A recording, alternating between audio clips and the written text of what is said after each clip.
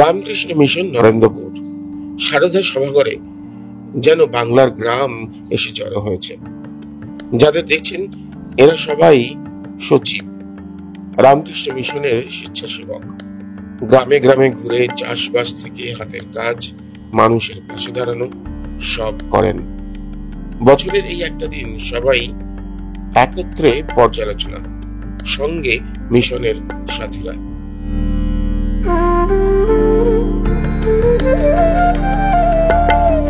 Secretary হচ্ছে আমরা লোকশিক্ষা পরিষদ বা রামকৃষ্ণ মিশন আশ্রম নরেন্দ্রপুর, এটি দুটি কারণে বিখ্যাত।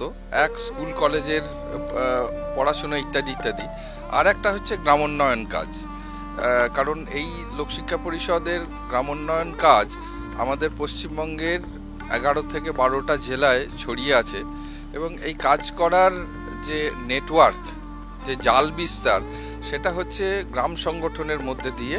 এই 290-এর গ্রাম সংগঠনের যারা সচিব অর্থাৎ সেক্রেটারি, তারা এসেছেন এখানে। আমরা সারা বছর কি করি, আমাদের গ্রামের যে উন্নয়ন কাজকর্ম রয়েছে সেটা এই গ্রাম সংগঠনের মধ্যে দিয়েই পরিচালনা করি।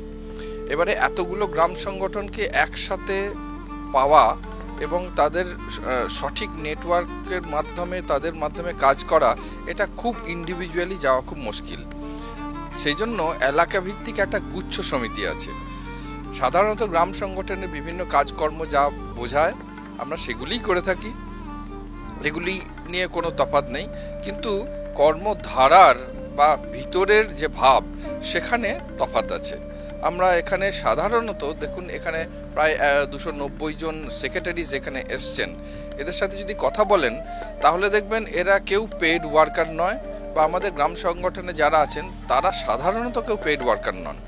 এরা কিন্তু ভলেন্টারিলি মানুষকে ভালোবেসে তারা গ্রাম সংগঠন করছেন এবং মানুষের সেবার জন্য নিজেদেরকে উৎসর্গ করছেন। এই যে উৎসর্গ করা আজকালকার দিনে এই যে ভাবটা, এই ভাবটা এসেছে কিন্তু বিবেকানন্দের কর্মযোগ, যেটা আমরা বলি যে নিঃস্বার্থ কর্ম করা নিজের মুক্তির জন্য এবং অন্যদেরকে ভালোবাসার মাধ্যমে, সেই জায়গা থেকে এসেছে।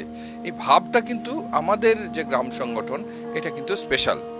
এখন প্রত্যেক বছর এই এতগুলি গ্রাম সংগঠনকে তারা কি কাজ করছে না করছে, এইটা পর্যালোচনা করাটা খুব প্রয়োজন, এবং একই সাথে তাদের কিছু কিছু নতুন বিষয় সম্পর্কে চিন্তা ভাবনার খোরাক দেওয়াটাও প্রয়োজন। আবার আমাদের কৃষি বিজ্ঞান কেন্দ্র রয়েছে, IRDM ফ্যাকাল্টি সেন্টার রয়েছে, ব্লাইন্ড বয়েজ একাডেমি রয়েছে। এদের মধ্যে যে ভাবধারা বা বিশেষত্ব রয়েছে, নতুন নতুন চিন্তাভাবনা রয়েছে, যেগুলি গ্রামের পক্ষে উপযোগী, সেইগুলিও কিন্তু এদেরকে দেওয়া হয়, এবং তারা নিজেদের বাছ বিচার করে তাদের এলাকায় যেটি উপযুক্ত তারা সেইভাবে প্রয়োগ করার চেষ্টা করেন।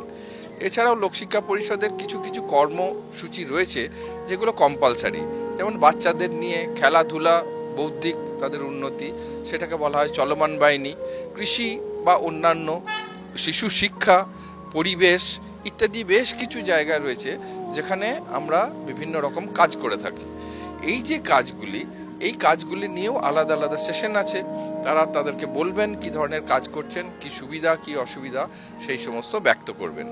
এই 50 বছরকে উল্লেখ করে রাখার জন্য এখানে বিভিন্ন আমাদের জেনারেল সেক্রেটারি মহারাজ স্বামী সুবীরানন্দজি এসেছিলেন কালকে। অসাধারণভাবে তিনি আমাদেরকে উদ্বুদ্ধ করেছেন স্বামী বিবেকানন্দের সেবা কর্মযোগ বা সেবা যোগের, আমরা কিভাবে গ্রামের মানুষকে পরিষেবা দেবো সেটার মাধ্যমে।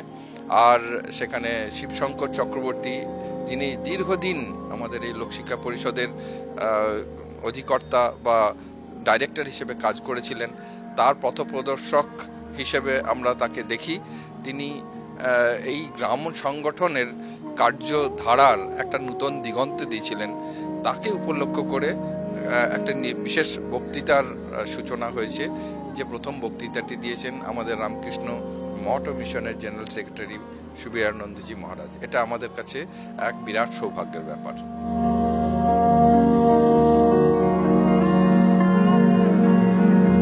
শ্রীরামকৃষ্ণ পরমহংসদেব বলেছিলেন লোক শিক্ষা দেবার কথা, লোক শিক্ষা। রামকৃষ্ণ মিশন সেই লোক শিক্ষা দেওয়ার কাজ কি নিরন্তরভাবে করে চলেছেন, তার প্রমাণ পাওয়া গেল নরেন্দ্রপুর রামকৃষ্ণ মিশনে এসে। সেখানে 50তম সচিব সম্মেলন হচ্ছে। সচিব সম্মেলন কি আগে অতটা ধারণা ছিল না, কিন্তু এখানে এসে বোঝা গেল যে গ্রাম থেকে গ্রামান্তরে রামকৃষ্ণ মিশনের যে কাজ, সেটা যারা স্বেচ্ছাসেবক হিসেবে কাজ করেন তাদের সম্মেলন 50 বছর ধরে চলে আসছে। আর এই দিনটিতে তাদের মধ্যে আলাপ আলোচনা, আর সেখানে রামকৃষ্ণ মিশনের সাধুরাও উপস্থিত থাকেন এবং উপস্থিত রয়েছেন। সুরজিতের সঙ্গে প্রীতম দে, ক্যালকাটা নিউজ।